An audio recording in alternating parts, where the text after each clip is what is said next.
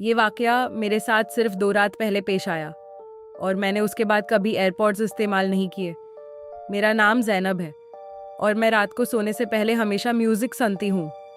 اس رات بھی میں اپنے کمرے کی لائٹ بند کر کے بستر پر لیٹی ہوئی تھی۔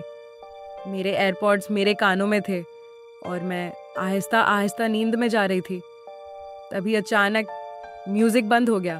میں نے سوچا شاید بیٹری ختم ہو گئی ہو، لیکن پھر میرے دائیں کان میں کسی لڑکی کی بہت آہستہ آواز آئی، تم ابھی تک جاگ رہی ہو؟ میں فوراً اٹھ بیٹھی۔ میرا دل زور زور سے دھڑکنے لگا۔ میں نے فوراً فون اٹھایا۔ کوئی میوزک نہیں چل رہا تھا، کوئی کال نہیں تھی، سب کچھ بند تھا، لیکن ایئرپوڈز ابھی بھی کنیکٹڈ تھے۔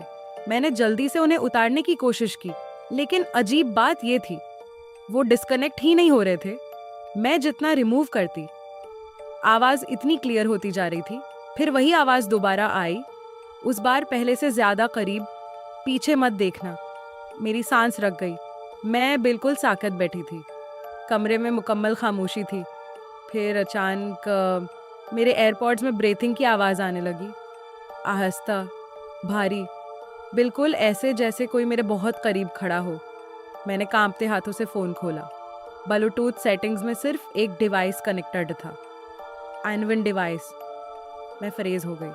میں نے فوراً ڈسکنیکٹ دبایا، لیکن اس کے بجائے میرے فون کی اسکرین خود بخود بلیک ہو گئی اور پھر ایک نیا آڈیو چلنے لگا۔ اس آڈیو میں خود سوئی ہوئی نظر آ رہی تھی۔ یہ میرے کمرے کی ریکارڈنگ تھی۔ میرا خون جیسے جم گیا، کیونکہ ویڈیو میں میرے بستر کے پاس کوئی کھڑا تھا، ایک لمبا سایہ جو آہستہ آہستہ میری طرف جھک رہا تھا۔ میں نے فوراً پیچھے مڑ کر دیکھا۔ کمرہ خالی تھا، لیکن پھر میرے بائیں ایئرپوڈ میں سرگوشی ہوئی۔ میں ابھی بھی یہیں ہوں۔ میں چیخ مارتے ہوئے بستر سے نیچے گر گئی۔ اسی لمحے کمرے کی لائٹ خود بخود آن ہو گئی۔ سب کچھ نارمل لگ رہا تھا، کوئی سایہ نہیں، کوئی آواز نہیں۔ میرے ایئرپوڈز فائنلی ڈسکنیکٹ ہو گئے تھے۔ میں نے فوراً دونوں ایئرپوڈز اٹھائے اور غصے میں آ کر ڈسٹ بن میں پھینک دیے۔